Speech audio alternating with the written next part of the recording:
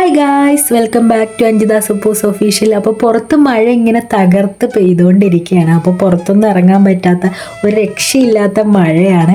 അപ്പോൾ നമ്മൾ വിചാരിച്ചു മഴയൊക്കെ ഇല്ലേ, നമ്മുടെ ഹെൽത്തൊക്കെ ഒന്ന് നോക്കാം.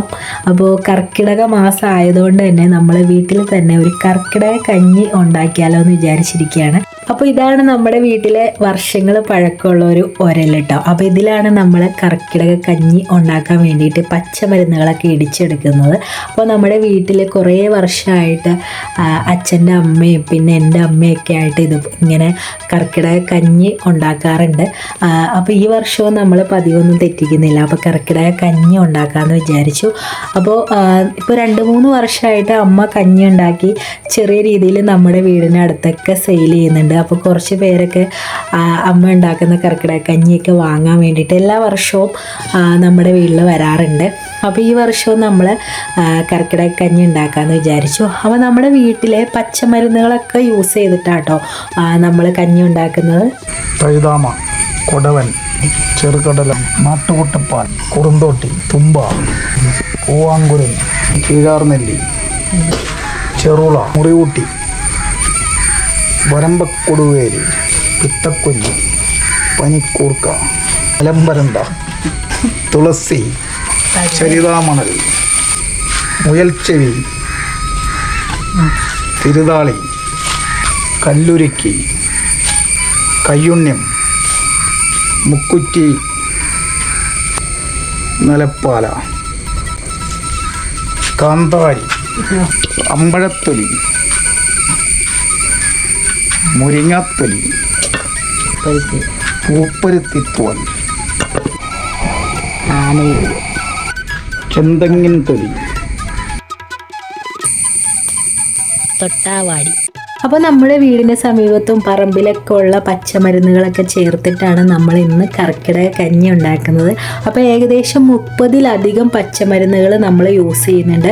അപ്പോൾ കടയിൽ നിന്നൊക്കെ കർക്കിടക കഞ്ഞി വാങ്ങുമ്പോൾ അതിൻ്റെ പൊടികളാണ് യൂസ് ചെയ്യുന്നത്. ആ ഒരു കർക്കിടക കഞ്ഞി കിറ്റ് എന്ന് പറയുമ്പോൾ ആ ഒരു പൊടികളൊക്കെ യൂസ് ചെയ്തിട്ടാണ് കഞ്ഞി ഉണ്ടാക്കുന്നത്. പക്ഷെ നമ്മുടെ വീട്ടിൽ വളരെ ഫ്രഷ് ആയിട്ടുള്ള നമ്മുടെ വീട്ടിൽ നിന്ന് തന്നെ പറമ്പിൽ നിന്നൊക്കെ പറിച്ചെടുക്കുന്ന ഔഷധ മൂല്യമുള്ള ഇലകളും എല്ലാം യൂസ് ചെയ്തിട്ടാണ് നമ്മൾ ഈ ഒരു കർക്കിടക കഞ്ഞി ഉണ്ടാക്കുന്നത്. അപ്പോൾ അതാ ഈ ഒരു 30-ലധികം പച്ചമരുന്നുകൾ നന്നായിട്ട് കഴുകി നന്നായിട്ട് ചതച്ചെടുക്കണം കേട്ടോ. അപ്പോൾ നമ്മൾ ഉരലിലിട്ട് തന്നെയാണ് നന്നായിട്ട് ഇടിച്ചെടുക്കുന്നത്. നമ്മൾ യൂസ് ചെയ്തിരിക്കുന്ന ഈ 30-ൽ പരം ഔഷധ ചെടികൾക്കും അതിൻ്റേതായിട്ടുള്ള ഓരോ ഗുണങ്ങളുമുണ്ട്. അപ്പോൾ ആയുർവേദത്തിൽ അത്രയധികം പ്രാധാന്യമുള്ളതും രോഗശാന്തിക്കൊക്കെ നമ്മൾ യൂസ് ചെയ്യുന്ന പച്ചമരുന്നുകളാണ് നമ്മൾ ഈ ഒരു കഞ്ഞിക്ക് വേണ്ടിയിട്ട് എടുക്കുന്നത് കേട്ടോ. അപ്പോൾ 30 എന്നുള്ളത് നമുക്ക് കിട്ടിയിട്ടുള്ള ഐറ്റംസ് വെച്ചിട്ടാണ് നമ്മൾ യൂസ് ചെയ്യുന്നത്. അപ്പോൾ നിങ്ങളുടെ വീട്ടിലൊക്കെ അവൈലബിൾ ആയിട്ടുള്ള പച്ചമരുന്നുകൾ ഇട്ട് നമുക്ക് കർക്കിടക കഞ്ഞി ഉണ്ടാക്കാം. ഇല്ലെങ്കിൽ ഉലുവയും ഒക്കെ യൂസ് ചെയ്ത് മാത്രം കഞ്ഞി വെക്കുന്നവരുണ്ട്.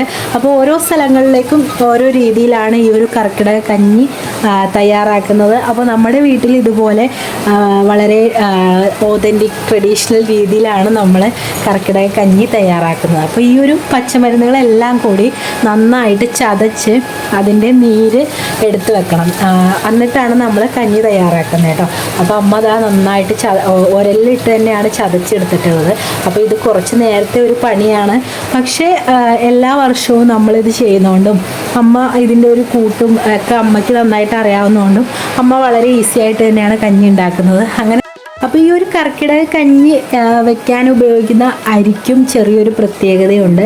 ഒന്നില്ലെങ്കിൽ നമ്മൾ ഞവര അരി അല്ലെങ്കിൽ ഉണക്കലരി എന്ന് പറയും. അപ്പോൾ ആ ഒരു ബ്രൗൺ കളറുള്ള അരിയാണ് ഇതിന് വേണ്ടിയിട്ട് യൂസ് ചെയ്യുന്നത് കേട്ടോ. അപ്പോൾ നമുക്കിത് ഈ കാണുന്നതാണ് ആ ഒരു ബ്രൗൺ കളർ അരി. ഇത് ഉണക്കലരിയാണ്. അപ്പോൾ ഇത് നമ്മൾ അടുപ്പിൽ തന്നെയാണ് വെക്കുന്നത് കേട്ടോ. അപ്പോൾ വളരെ നാച്ചുറലായിട്ടുള്ള രീതിയിൽ തന്നെയാണ് നമ്മൾ കഞ്ഞി തയ്യാറാക്കുന്നത്. ഇതിൽ വേറെ നമ്മൾ കടയിൽ നിന്ന് വാങ്ങിച്ച സാധനങ്ങളൊന്നും നമ്മൾ യൂസ് ചെയ്യുന്നില്ല. വളരെ ഓതൻറ്റിക് രീതിയിൽ തന്നെ ആയിട്ടുള്ള നമ്മുടെ കർക്കിടക കഞ്ഞി പ്രിപ്പറേഷൻ പ്രിപ്പറേഷനാണ്. അപ്പോൾ അതാ ഇത്രയും നമുക്ക് ആ ഒരു മരുന്നൊക്കെ ഇടിച്ച് പിഴിഞ്ഞപ്പോൾ കിട്ടിയിട്ടുണ്ടായിരുന്നു കേട്ടോ. ഇതിന് ശേഷം അരി ഒന്ന് തിളച്ച് വരുമ്പോൾ നമ്മൾ ഈ ഒരു ഇടിച്ച് പിഴിഞ്ഞ പച്ചമരുന്നുകളുടെ നീര് ഈ ഒരു കഞ്ഞിയിലേക്ക് ചേർത്ത് കൊടുക്കണം കേട്ടോ. അപ്പോഴാണ് ആ ഒരു കഞ്ഞിയുടെ ടേസ്റ്റ് പൂർണ്ണമായിട്ട് കിട്ടുന്നത്. പിന്നെ ഇതുപോലെ ആശാളിയാണ്, ആശാളി, ഉലുവ, ജീരകം, ഇത് മൂന്നും കഞ്ഞി തിളച്ച് വരുമ്പോൾ തന്നെ ചേർത്ത് കൊടുക്കണം. പിന്നെ ആവശ്യമുണ്ടെങ്കിൽ നെയ്യും തേങ്ങയും നമുക്ക് യൂസ് ചെയ്യാവുന്നതാണ്. അപ്പോൾ ഇത്രയൊക്കെയാണ് നമ്മുടെ കഞ്ഞിയിലേക്ക് ആവശ്യമുള്ള സാധനങ്ങൾ കേട്ടോ. അപ്പോൾ ഇതാണ് ആശാളി എന്ന് പറയുന്നത്. അപ്പോൾ കുറേ സ്ഥലങ്ങളിലൊക്കെ ഈ ഒരു അരിയും ഉലുവയും ആശാളിയും മാത്രം ഇട്ട് കഞ്ഞി വെക്കുന്നവരുണ്ട്. അപ്പോൾ കർക്കിടകത്തിൽ ഇങ്ങനെ കഞ്ഞി വെക്കുന്നത് നല്ലതാണ്. അപ്പോൾ ഉലുവയൊക്കെ ഒരുപാട് ഹെൽത്ത് ബെനിഫിറ്റ്സ് ഒന്നുള്ള ഒന്ന് തന്നെയാണ്. അപ്പോൾ ഞാൻ ഇതിനു മുൻപ് കഴിഞ്ഞ വർഷങ്ങളിലൊക്കെ കർക്കിടക കഞ്ഞിയുടെ വീഡിയോ ഇട്ടിട്ടുണ്ടായിരുന്നു. അപ്പോൾ ആ ഒരു വീഡിയോയിലൊക്കെ നമ്മുടെ പച്ചമരുന്നുകളുടെ ബെനിഫിറ്റ്സ് ഒക്കെ പറഞ്ഞിട്ടുണ്ട്. അപ്പോൾ ആ വീഡിയോയുടെ ലിങ്ക് ഞാൻ കൊടുത്തേക്കാം. അപ്പോൾ കാണാത്തവരുണ്ടെങ്കിൽ എന്തായാലും കണ്ടു നോക്കിക്കോളൂ. അപ്പോൾ നമ്മുടെ അരിയൊക്കെ ഇതുപോലെ തിളച്ച് നല്ല രീതിയിൽ തിളച്ച് വന്നിട്ടുണ്ട്. ഇടയ്ക്കിടയ്ക്ക് മഴയുണ്ട് കേട്ടോ, പുറത്ത് നല്ല മഴയാണ്. അപ്പോൾ മഴയുടെ ചെറിയൊരു സൗണ്ട് നമുക്ക് വീഡിയോയിൽ വന്നിട്ടുണ്ട്. എങ്കിൽ പോലും നമ്മൾ ഈ ഒരു കഞ്ഞി ഉണ്ടാക്കുന്നതിൻ്റെ ആ ഒരു ഇതിൽ ഇരിക്കുന്നതുകൊണ്ട് തന്നെ നമ്മൾ മഴയൊന്നും അത്ര കാര്യമാക്കുന്നില്ല. അപ്പോൾ അത് അങ്ങനെ കഞ്ഞിയൊക്കെ തിളച്ച് വന്നതിന് ശേഷം നമ്മുടെ ഉലുവയും ആശാളിയൊക്കെ ചേർത്ത് കൊടുക്കുകയാണ്. ചെറിയ ജീരകം കൂടി നമ്മൾ ചേർത്ത് കൊടുക്കുന്നുണ്ട് കേട്ടോ. അപ്പോൾ നമ്മുടെ വീട് വരുന്നത് പുക്കാട്ടുപടിയാണ്. അപ്പോൾ ഈ ഒരു പുക്കാട്ടുപടി ഏരിയയിലൊക്കെ നമ്മൾ ഈ ഒരു കർക്കിടക കഞ്ഞി നമ്മൾ സെയിൽ ചെയ്യുന്നുണ്ട്. അപ്പോൾ ആവശ്യമുള്ളവർ നമ്മളെ കോണ്ടാക്ട് ചെയ്താൽ മതി. അപ്പോൾ ഈ ഒരു കർക്കിടക കഞ്ഞി ഒന്നില്ലെങ്കിൽ 3 അല്ലെങ്കിൽ 7 അങ്ങനത്തെയൊക്കെ ഒരു കണക്കിലാണ് നമ്മൾ കഞ്ഞി കുടിക്കുന്നത്.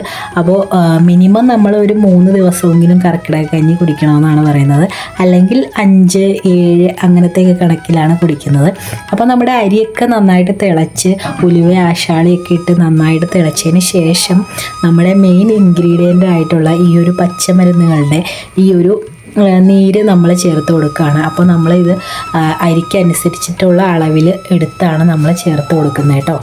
അപ്പോൾ ഈ ഒരു പച്ചമരുന്നുകൾ ഒഴിച്ചതിന് ശേഷം പിന്നെ നമ്മുടെ കഞ്ഞി അധികം തിളപ്പിക്കാൻ പാടില്ല. അധികം തിളപ്പിച്ച് കഴിഞ്ഞാൽ ആ ഒരു മരുന്നുകളുടെ ആ ഒരു സത്തൊക്കെ പോകും. അതുകൊണ്ട് തന്നെ നമ്മൾ ഒന്ന് ജസ്റ്റ് ഒന്ന് തിളച്ച് വരുമ്പോൾ തന്നെ നമ്മൾ അതിനകത്തേക്ക് തേങ്ങ ചിരകിയതും നെയ്യും കൂടി ചേർത്ത് കൊടുക്കുക കേട്ടോ. അപ്പോൾ ഇത് ഓപ്ഷണലാണ്, ഇത് ആവശ്യമുള്ളവർക്ക് മാത്രം ചേർത്ത് കൊടുത്താൽ മതി. കാരണം കർക്കിടക കഞ്ഞി പച്ചമരുന്നുകൾ പല വിധത്തിലുള്ളത് ആയതുകൊണ്ട് തന്നെ ചിലതിന് ചെറിയൊരു ചവർപ്പും ചെറിയൊരു കയ്പൊക്കെ ഉണ്ടാവും. അപ്പോൾ അതൊന്ന് ബാലൻസ് ചെയ്യാൻ വേണ്ടിയിട്ടാണ് നമ്മൾ ഈ ഒരു ചിരകിയ തേങ്ങയും നെയ്യും ഒക്കെ ഒന്ന് ചേർത്ത് കൊടുക്കുന്നത്. അപ്പോൾ അത് അങ്ങനെ തേങ്ങയിട്ട് നെയ്യും ഇട്ട് കഴിഞ്ഞപ്പോൾ നമ്മുടെ കഞ്ഞി റെഡി ആയിട്ടുണ്ട്. അപ്പോൾ കഞ്ഞിയൊക്കെ ആവശ്യമുള്ളവർ നമ്മളെ കോൺടാക്ട് ചെയ്താൽ മതി. അപ്പോൾ ഈ ഒരു വീഡിയോ നിങ്ങൾക്ക് എല്ലാവർക്കും ഇഷ്ടപ്പെട്ടു എന്ന് വിശ്വസിക്കുകയാണ്. അപ്പോൾ വീഡിയോ ഇഷ്ടപ്പെട്ടാൽ ലൈക്ക് ചെയ്യാനും സബ്സ്ക്രൈബ് ചെയ്യാനും കമൻറ്റ് ചെയ്യാനും മറക്കല്ലേ.